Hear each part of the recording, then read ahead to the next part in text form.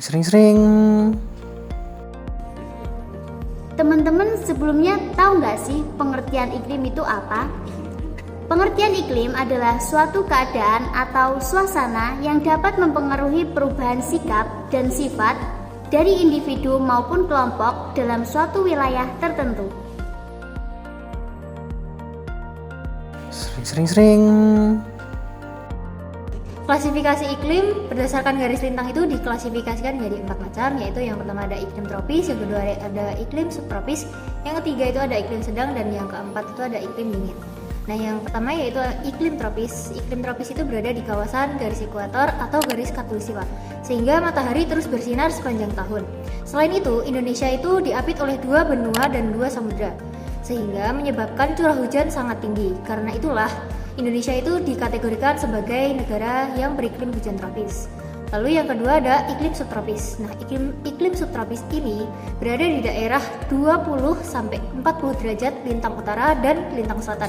Sehingga iklim subtropis memiliki suhu harian dan musiman yang lebih beragam.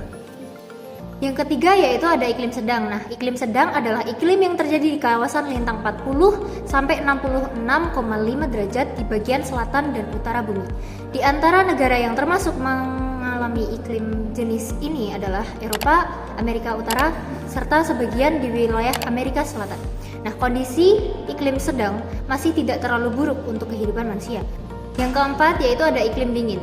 Di beberapa kawasan suhunya selalu berada di bawah 0 derajat Celcius atau membeku. Sedangkan di sebagian wilayah lainnya tertutup salju dan es dengan lapisan tanah di bagian bawahnya membeku. Sering.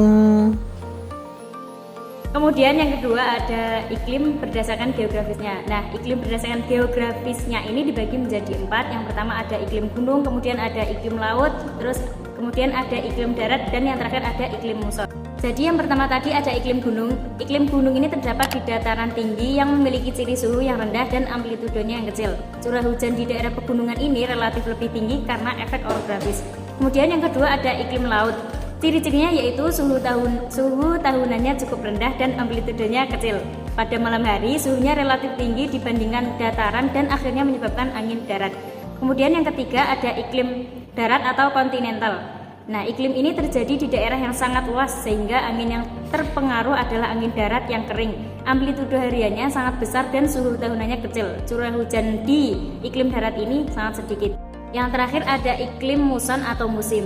Iklim ini terjadi 6 bulan dalam satu periodenya. Yang pertama ada angin muson timur. Nah, angin muson timur ini terjadi akibat tekanan tinggi di Australia yang membawa udara kering ke Indonesia dan menyebabkan musim kemarau dari bulan Mei sampai September. Kemudian angin muson barat bertiup dari Asia ke Australia. Tekanan udara di Asia lebih tinggi daripada Australia. Nah, pergerakan arah ini menyebabkan musim penghujan dari bulan Oktober sampai April. Sering. Teman-teman tahu nggak penyebab perubahan iklim itu apa? Nah, salah satu penyebab perubahan iklim adalah efek rumah kaca yang disebabkan karena radiasi panas yang dipantulkan lalu terperangkap dan mengumpul di ruangan atau terkukung di dalam rumah kaca. Akibatnya, suhu udara jauh lebih tinggi daripada lingkungannya. Contohnya, panas ruang kabin mobil. Yang kedua, ada pemanasan global, yaitu kenaikan suhu rata-rata udara di dekat permukaan bumi dan lautan, tanda-tandanya kenaikan suhu muka bumi. Peningkatan permukaan air laut dan melelehnya lapisan es di kedua kutub bumi. Penyebab perubahan iklim yang selanjutnya yaitu peningkatan emisi. Peningkatan emisi yang diakibatkan oleh manusia misalnya saja pada pembakaran minyak, batu bara, dan gas yang akan menghasilkan dinitrogen oksida dan karbon dioksida. Yang selanjutnya yaitu perubahan orbit. Dalam 800 tahun terakhir terdapat siklus alami dalam iklim bumi di antara zaman es serta periode interglasial yang lebih hangat. Usai zaman es berakhir di 20.000 tahun yang lalu, suhu global kemudian naik rata-rata sekitar 3 derajat Celcius sampai 8 derajat Celcius dalam kurun waktu 10.000 tahun terakhir. Sering. Klasifikasi iklim menurut Junghun. Ada 4 jenis iklim yang dikemukakan oleh Jung Hoon, yaitu iklim panas, iklim sedang, iklim sejuk, dan iklim dingin. Yang pertama yaitu zona iklim panas. Zona iklim panas berada pada ketinggian 0 sampai 650 meter di atas permukaan laut dan memiliki suhu berkisar antara 22 sampai 26 derajat Celcius. Yang kedua yaitu zona iklim sedang. Zona iklim sedang berada pada ketinggian 650 sampai 1500 meter di atas permukaan laut dan memiliki suhu berkisar 17 sampai 22 derajat Celcius. Dan yang ketiga yaitu ada zona iklim sejuk. Zona iklim sejuk berada pada ketinggian 1500 sampai 2500 meter di atas permukaan laut dan memiliki suhu berkisar antara 11 sampai 17 derajat Celcius. Yang keempat yaitu ada zona iklim dingin. Zona iklim dingin berada pada ketinggian lebih dari 2500 meter di atas permukaan laut dan memiliki suhu berkisar minus 11 derajat Celcius. Sering. Kemudian yang terakhir dari macam-macam iklim yaitu klasifikasi iklim menurut Köppen. Nah, ada 5 iklim. Yang pertama ada iklim hujan tropis, yang kedua ada iklim hujan kering, kemudian yang ketiga ada iklim hujan sedang, yang keempat ada iklim dingin, kemudian yang terakhir ada iklim kutub.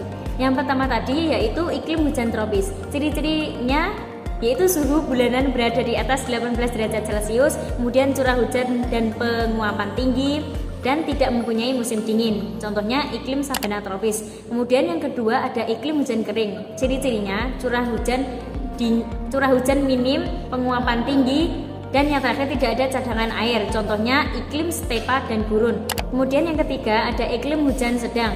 Ciri-cirinya pada musim panas suhunya lebih tinggi dari 10 derajat Celcius. Kemudian yang kedua pada musim dingin suhunya antara minus 3 derajat Celcius sampai minus 18 derajat Celcius. Yang keempat ada iklim dingin. Ciri-cirinya suhu rata-rata terdingin bulanan kurang dari minus 3 derajat Celcius. Kemudian suhu rata-rata bulanan terpanas lebih dari 10 derajat Celcius. Yang terakhir ada iklim kutub. Nah, ciri-cirinya suhu rata-rata bulan terpanas kurang dari 10 derajat Celcius. Kemudian suhu dingin sepanjang tahun. Contohnya iklim tundra dan es abadi. Sering. Pemanasan global apa sih? Kenapa kok seringkali dikaitkan dengan iklim dunia? Jadi pemanasan global adalah peningkatan suhu rata-rata di atmosfer, laut, dan daratan bumi secara bertahap. Jadi yang biasanya bumi bersuhu 10-20 derajat Celcius meningkat secara bertahap ke atas jadi lebih panas. Kemudian pemanasan global terjadi karena emisi karbon ke atmosfer lebih banyak daripada pengikatan karbon oleh tumbuhan. Seperti di bumi ini, pembakaran minyak, batu bara, polusi kendaraan yang semakin banyak, sedangkan pepohonan sedikit. Dampak pemanasan global apa saja? Dampak pemanasan global itu ada banyak sekali. Yang saya sebutkan di sini ada mencairnya es kutub utara, kemudian perubahan iklim yang drastis, kemudian gangguan hasil panen, yaitu kekeringan yang berkepanjangan dapat mengurangi pasokan air untuk irigasi pertanian yang pada gilirannya mempengaruhi hasil panen. Terus gimana cara meminimalisirnya? Caranya ya beri pemahaman kepada masyarakat untuk mencegah terjadinya pemanasan global. Kalau memberi pemahaman itu ya gampang. Yang susah itu mengaplikasikannya ke kehidupan sehari-hari. Karena kan sekarang setiap individu pastinya punya kendaraan kan. Pasti juga pakai listrik. Jadi ya agak susah sebenarnya. Klasifikasi iklim berdasarkan grafis lintang ada 4. Mana yang paling cocok dihuni manusia dan kenapa itu yang paling cocok? Iklim yang cocok untuk dihuni manusia adalah iklim sedang, karena iklim ini menawarkan suhu yang tidak terlalu panas, juga tidak terlalu dingin, juga memungkinkan untuk pertanian yang subur dan beragam. Apakah bencana alam seperti gunung meletus bisa mempengaruhi perubahan iklim? Jawabannya bisa, karena abu vulkanik dapat memantulkan sinar matahari, sementara sulfur dioksida dapat membentuk aerosol yang mendinginkan atmosfer. Efek ini dapat menyebabkan penurunan suhu global sementara, seperti yang terjadi meletusnya Gunung Krakatau atau Gunung Toba. Debu halus dari letusan Gunung Krakatau berterbangan ke seluruh bumi. Kemudian abu tersebut juga menjadi filter radiasi matahari yang menyebabkan penurunan suhu global hingga 0,5 derajat Celcius selama beberapa bulan ke depan. Apakah penggunaan kendaraan listrik merupakan solusi yang efektif untuk penurunan emisi karbon? Jawabannya iya, dapat mengurangi emisi karena dapat menghemat BBM dan bisa mengurangi polusi kendaraan karena menggunakan energi listrik yang ramah lingkungan. Nah, itu tadi pembahasan tentang perubahan iklim, pemahaman dan penyebab-penyebabnya. Kalau ada yang ditanyakan bisa tanya di kolom komentar. Cukup sekian dari kelompok kami, terima kasih.